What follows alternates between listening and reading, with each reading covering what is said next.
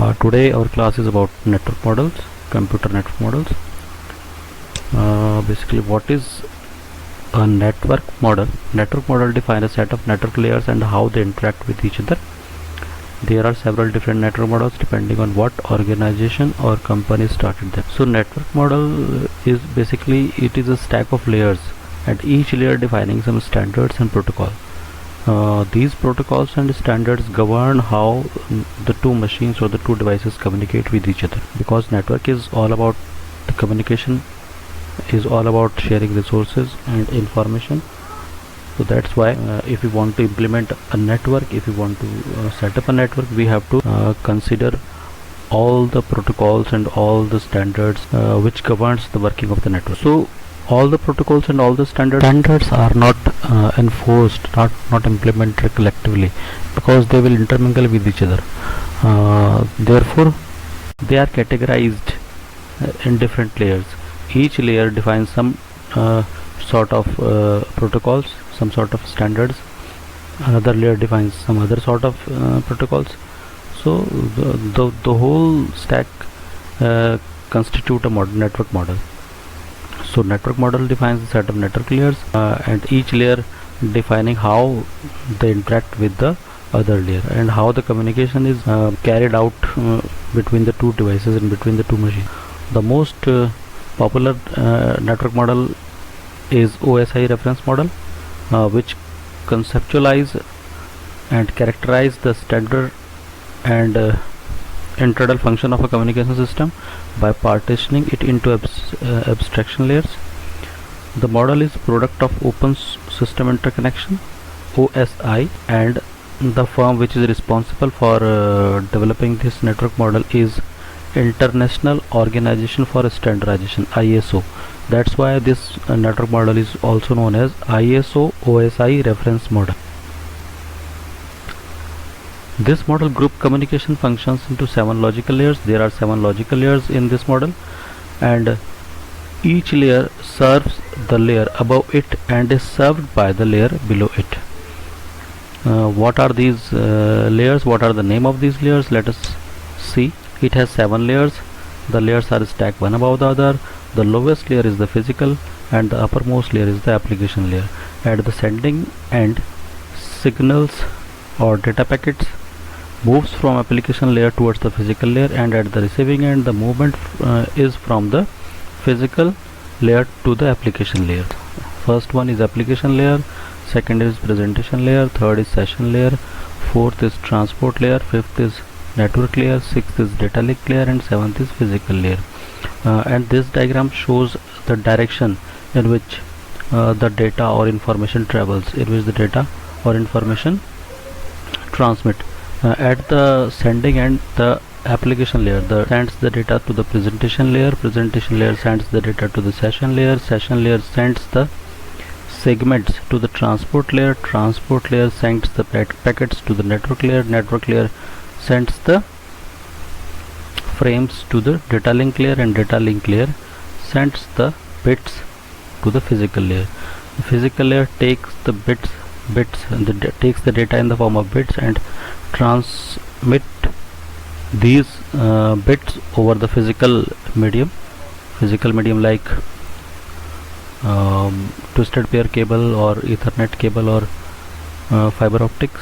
Whereas at the receiving end, the bits transmitted by the sending end over a physical medium, physical layer receives these bits, sends the data to the application layer, and the application layer and represent the data in front of the viewer, in front of the user. So this is the way in which the OSI reference model works. This diagram shows the 7 layers of the OSI reference model. So now let us discuss in detail about the different layers of the OSI reference model. The first one is the physical layer. Physical layer is responsible for transmission and reception of the raw bits. As we have already discussed about the physical layer, that physical layer deals with the physical aspects of the communication between the two systems. What are the physical aspects between of communication between the two systems? The physical layer decide what are the physical mediums to be used and how the data is transmitted over the over this physical medium, and what are the transmission technology which is to be used for this communication. Physical layer is responsible for data encoding. This means the data is converted into bits, and bits are converted into form of signals.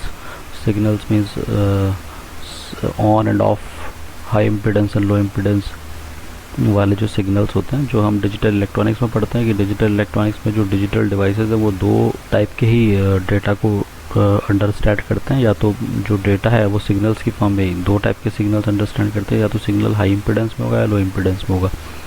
तो वही जो यहाँ पे data है वो उन्हीं signals में convert किया जाता है और फिर फिजिकल मीडियम के ऊपर रिले कर दिया जाता है। Physical layer also tells about the physical medium, what type of physical medium is to be used for the communication, whether it is the fiber optics or we are using some other sort of medium.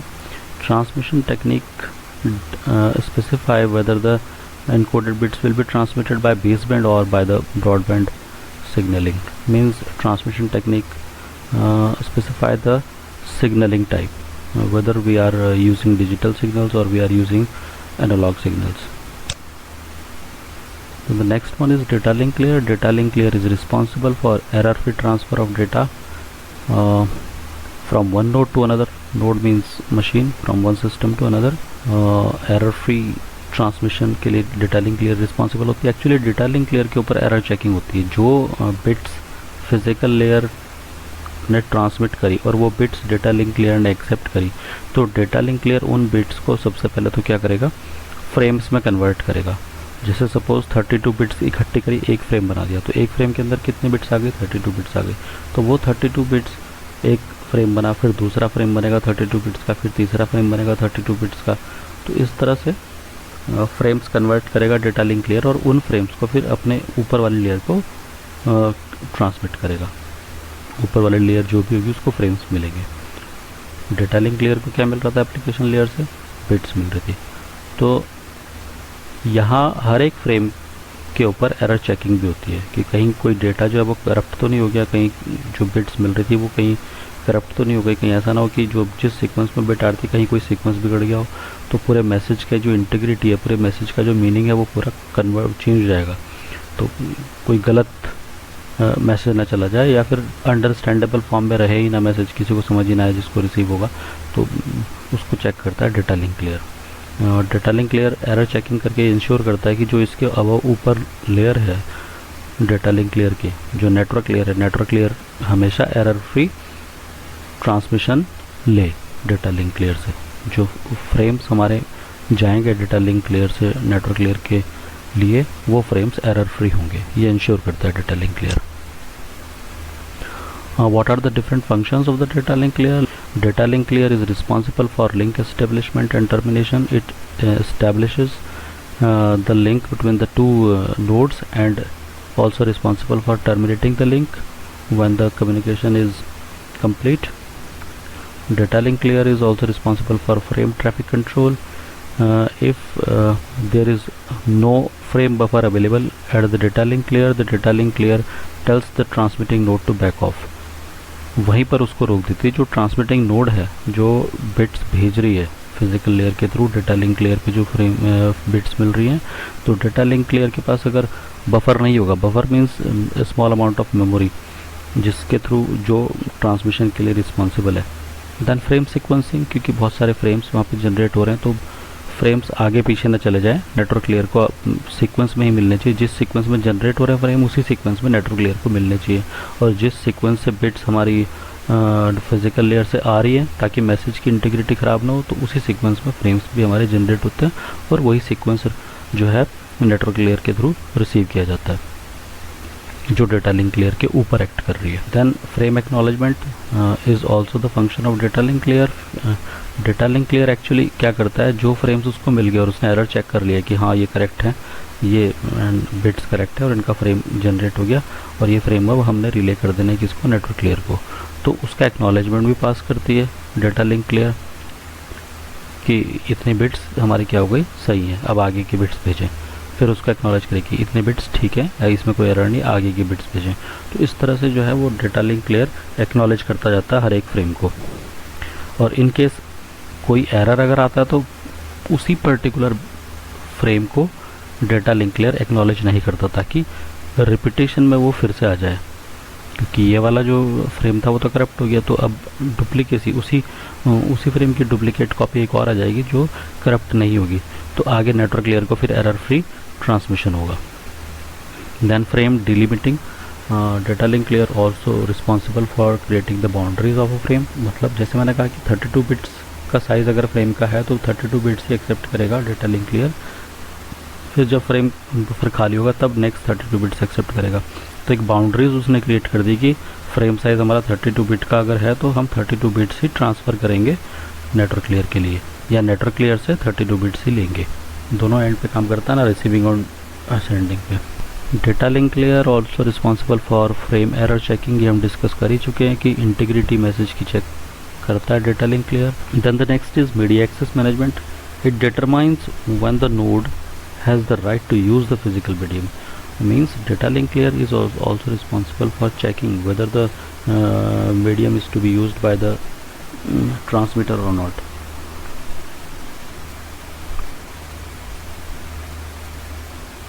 It also responsible for giving rights to the sender,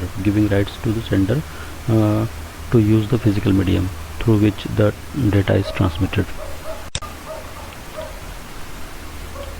The next is network layer. Network layer is responsible for controlling the operation of the subnet, deciding which physical path to be taken by the packets. The packets are the logical form of frames which are transmitted by the data link layer to the network layer. Actually है क्या, physical layer ने bits के form में data दिया data link layer को, उन bits को collect किया, डेटा लिंक लेयर ने फ्रेम्स में कन्वर्ट किया, फ्रेम्स नेटवर्क लेयर को पास करी, नेटवर्क लेयर ने फ्रेम्स लिए। अब नेटवर्क लेयर अपने ऊपर वाले लेयर को डेटा भेजेगा तो वो पैकेट्स बना के भेजेगा। तो नेटवर्क लेयर पे पैकेट जनरेट होते हैं, फिजिकल लेयर पे बिट्स जनरेट होती हैं, डेटा लिंक लेयर पे फ्रेम्स जनरेट होंगे, द नेटवर्क लेयर पे पैकेट्स जनरेट होंगे जिनको हम मैसेज पैकेट्स बोलते हैं। तो मैसेज पैकेट कौन से फिजिकल पाथ के थ्रू अपने डेस्टिनेशन तक जाएगा, नेटवर्क लेयर वो पाथ डिसाइड करती है। एंड टू एंड नहीं होगा वो पाथ हमारा जो सर्वर टू सर्वर होगा या सबनेट टू सबनेट। एक सबनेट से दूसरे सबनेट तक जाने के लिए कौन सा फिजिकल पाथ किसी पर्टिकुलर पैकेट को लेना है वो नेटवर्क लेयर डिसाइड करती है। फिर एंड टू एंड तो बाद में दूसरी लेयर का काम होता है, एंड टू एंड ट्रांसमिशन कराना। एंड टू एंड का मतलब समझ गया ना, जैसे हम सपोज़ मैं अगर कोई मैसेज भेजना चाहता हूँ किसी अपने फ्रेंड को, जैसे सपोज़ मेरा नाम देवेंद्र, उसका नाम संजीव, मैं संजीव अपने लैपटॉप से मैसेज ईमेल भेज रहा हूँ संजीव के इनबॉक्स में। तो इनबॉक्स टू इनबॉक्स जो ट्रांसमिशन होगा वो एंड टू एंड ट्रांसमिशन कहलाएगा। लेकिन अगर मेरा सर्वर गूगल पे है, मतलब जीमेल पे मैंने मेल बना रखी है और उसका रेडिफ मेल पे है, तो जीमेल से रेडिफ मेल तक कैसे हमारा जो मैसेज है वो ट्रांसमिट होगा, वो कई सारे रूट्स के थ्रू जाएगा। वो जो रूट्स होगा वो नेटवर्क लेयर डिसाइड करता है। तो वो हमारा नोड टू नोड या सबनेट टू सबनेट जो मैसेज पासिंग है या ट्रांसमिशन है वो हमारा नेटवर्क लेयर की रिस्पॉन्सिबिलिटी है।